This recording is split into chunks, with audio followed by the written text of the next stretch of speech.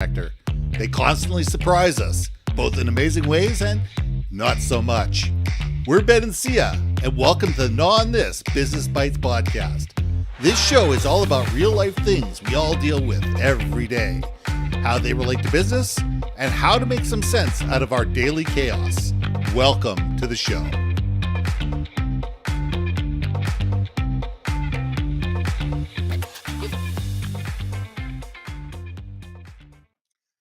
And welcome back to another episode of On This Business Bites. I'm Ben and this is Sia. And here's a question for you. Are you telling the story that you think you are? Most of us think that we communicate extremely well.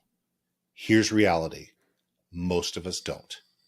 We have a vivid idea inside of our brain of exactly what we're saying, what we mean, what we need people to do, what we need them to believe, but we're really bad at articulating this in a way that resonates with the people we're talking to. I mean, I look at meetings, and you go to meetings, and people sit there talking in the front of the room, and people like there are sitting there shaking their heads up and down. And the person in the front of the room assumes that means agreement. No, it's just somebody sitting there going, yeah, yeah, right, And as soon as they get out the door, it's either, what did they talk about? Or I'm not doing that. And there's not the level of conversation to get the feedback that you need. We can't communicate until we listen.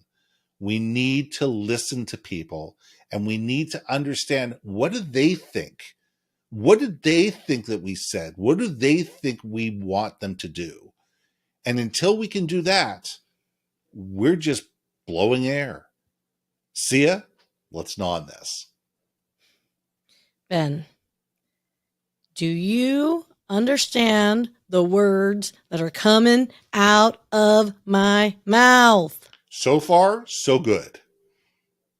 Yeah, you know, I probably could have said it a little bit more articulately even, because I'd imagine somewhere like, what's around a mush-mouthy lady?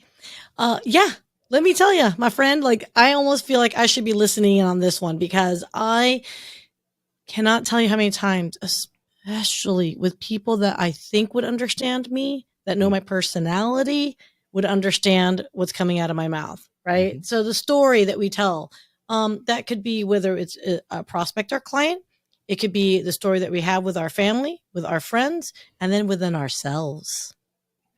And I think that is the crazier part, is sometimes the story in our own little noggins here are not the stories that we believe. True. Or is it the stories that we tell ourselves suddenly become what we believe, which is all pure manifestation of our imagination, right?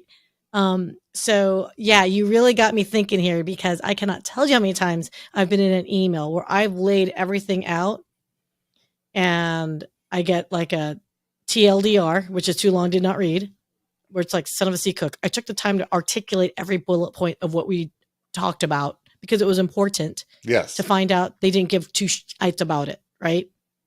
Ooh, I thought I did a good job of self-editing. Thank you. You did. You said, oh, I don't.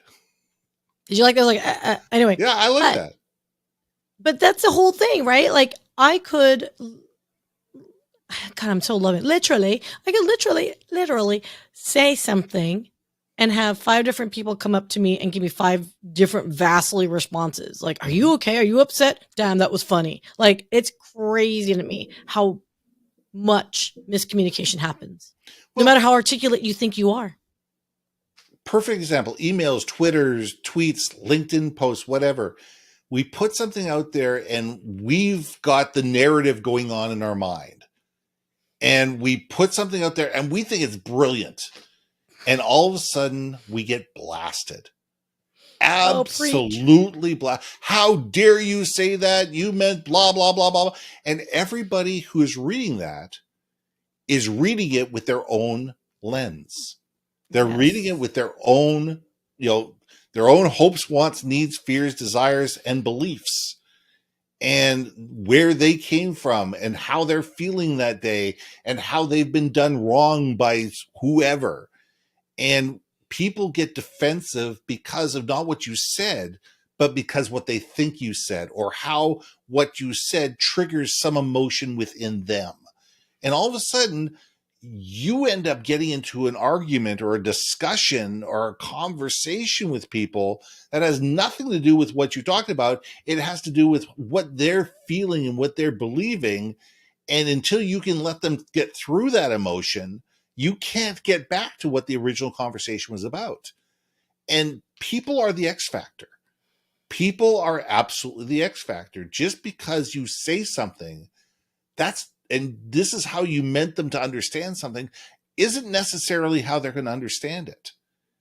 And we need to appreciate that conversation is difficult. Communicating is extremely difficult. Now, the one thing that's helped me over the last 10 years has been podcasting, because podcasting is a natural conversation. And if you're not listening to the person, the conversation will never flow. I hate podcasts where people say, these are the 10 questions I'm going to ask you. It doesn't matter what your answer is. I'm going to ask you the next question anyway. Well, those are boring. The greatest conversations, the greatest podcasts are a natural flow of information amongst two people that lead in a interesting, dichotomy, or whatever you want to say, probably the wrong word, but whatever. It allows us to have that train of thought between two people. And that only happens when people are actually listening to each other. You can't have a real conversation without it. It's like a dance. It is a dance. It's a tango. It's a tango. Oh, look at you. You're like spicy with the tango. I was actually thinking more of a ballet. Okay. But either way, it's coordinated movements, right? Because you have to understand the person you're with to anticipate their next, footings, feetings, feets, movements. Yes. Clearly, I was not. We're having troth mumbles today. Today is a troth mumbles day. Yes, it says. Well, no, but clearly, dancing is not my jam. I mean, I dance casually, but trained dancing, definitely not. No. But yeah, you do need to listen to understand where your people are coming from, right? Mm-hmm. To gain their insights and perspectives, and yes, you do have to anticipate a little bit to understand perhaps what you feel in that response moment, but you don't have to listen for that moment. Does that make sense? And I think we have challenges with conversations like that. I feel very strongly right now that, with you, it's so funny. When we first started out, we were just like gabbing away, and we're like, but I disagree. And I'm like, yeah, but I agree with this. And it was just so funny because now that we've evolved, we've gotten to know each other. I think we kind of know each other's kind of like foibles, if you will. So, but I don't think I've pushed your buttons enough yet, sir. Well, okay. We can still have you push my buttons, and I can push yours, but is that really what we want to do? Okay, sometimes. It's fun. Sometimes. Well, no, sometimes to facilitate a stronger, deeper conversation, to dig a little bit deeper, sometimes you do have to push a wee bit harder, I think. I think that, and that's part of a conversation, is not being afraid to push the boundaries. You need to be respectful. You need to be, cognizant of people's emotions, but we shouldn't be afraid of a conversation. We shouldn't be afraid of having a conversation because it may make somebody upset. It's a matter of having that conversation in a respectful way. Yes. But you still need to have that conversation. Listen, if I need to fire you, I need to fire you. Right. And whether that's a fun conversation to have or not, whether you're going to be upset about it or not, if you need to be fired, you need to be fired. Or if you need to be disciplined, or if you need to be, if you need some coaching. When I coach people, I make people extremely uncomfortable. I put their feet to the fire, and that's the reason to do it. Now, I do it in a safe place, and I do it in a way that is fun and funny and, and disarming, but I will certainly hold your feet to the fire and say, so how did that work out for you? Well, not so good. Okay, let's talk about it. And it's a matter of having that level of trust that you can have the conversations that are meaningful, that they're direct, and they're impactful, but they also enable us to listen as well as to speak, because 80% of a conversation is listening. And it's not just listening to the voice and the words. It's the tone of voice. It's the intonation. It's the body language. It's, has to do with, there's a whole bunch of different things. Are we getting louder? Are we getting quieter? Are we sitting back? Are we sitting forward? Are we showing teeth? Are we showing teeth? Where are our eyes? Are our eyes directly upon us? Are we looking up, and away from people? And all of that is important to be able to be cognizant of when you're having a conversation, because if you're not really listening. No. In fact, you just remind me of like an earlier conversation of conflict resolution. A lot of times we're not doing the listening part, right? We're not communicating well, or at least communicating to be understood, right? As do you understand the words coming out of my mouth? And to bring this full story is you can't tell the story if people aren't listening. You can tell the story. I can stand in a front room of 1,000 people, and I can tell a great story, but if it doesn't land, if it doesn't resonate, if it doesn't have meaning to the audience, and they're just sitting there with their arms crossed or sitting there looking at their cell phones, nothing landed. And all I did was get paid for work that I didn't truly do the work for. We can keep talking about this, man. Like it is. I think this one is like one of those slower conversations. This is not a fast, rapid conversation. I think that whole idea of storytelling does require a bit of an emotional connection within you to share that story too. So that's where I think it's like, this was a slower burn for me to really gnaw on, because like I said, anytime I have to connect emotions, truth be told, apparently I can be cold. I'm working on it, people. But that's the first step.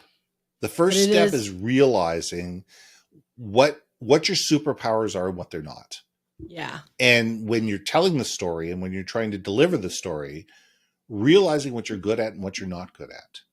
Yes. And being able to realize, how do people listen? How do people learn?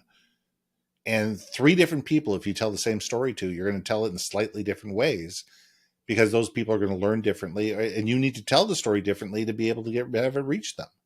Well, because they're going to be responding differently to you, right? Absolutely. So yeah. No, oh my God, I'm telling you. Okay. We can talk all day, sir. Just saying. Times are running. Okay, so let's leave it there. Because I want to keep going, and I know you're going to be like, see ya. That's right. So that's why I was like, we can only go so long, so let's leave it there. I'm Ben. I'm Sia. We'll see you soon. Hey. Thanks for listening to another episode of Not On This, Business Bites. If you liked what you heard, we most humbly ask that you like, share, and hit that subscribe button. And if you want to communicate more effectively within your organization, contact Ben at yourbrandmarketing.com or me at brilliantbeammedia.com. We can help you build your community, brand awareness, and personality through digital content and podcasting. We cannot wait to hear from you. So see you next week for another episode of Not On This, Business Bites.